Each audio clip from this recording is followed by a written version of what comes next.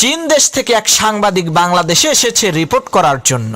তো সেই চাইনিজ সাংবাদিক একটি ট্যাক্সি গাড়িতে করে ঢাকার শহরে ঘুরে বেড়াচ্ছে, আর সেই ট্যাক্সির ড্রাইভারকে বলছে, ভাই আপনাদের বাংলাদেশের ট্রেন এত ধীর গতি সম্পন্ন, যাইয়া দেখেন আমাদের চীন দেশে কত দ্রুত গতি সম্পন্ন বুলেট ট্রেন। কি যে বলবো, আপনাদের দেশের বাস, ট্রাক, ট্যাক্সি সবকিছু এত ধীরে চলে কেন? আমাদের চীন দেশের সমস্ত যানবাহন কত দ্রুত গতি সম্পন্ন, খুব অল্প সময়ের মধ্যেই গন্তব্যে পৌঁছানো যায়। চাইনিজ লোকটির এই কথা শুনে বাংলাদেশের সেই ট্যাক্সি ড্রাইভার কোনো উত্তর না দিয়ে একেবারে চুপচাপ গাড়ি চালাচ্ছে। কিছুক্ষণ পর সেই চাইনিজ লোকটি বলল, ভাই আমাকে এখানেই নামিয়ে দেন।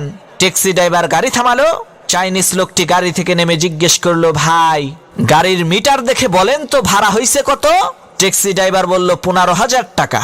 ট্যাক্সি ড্রাইভারের এই কথা শুনে চাইনিজ লোকটি বলে উঠল, ধুর মিয়া, আপনাদের দেশের ট্রেন আসতে চলে, বাস আসতে চলে, ট্রাক আসতে চলে, গাড়ির মিটার এত জোরে চলে কেন?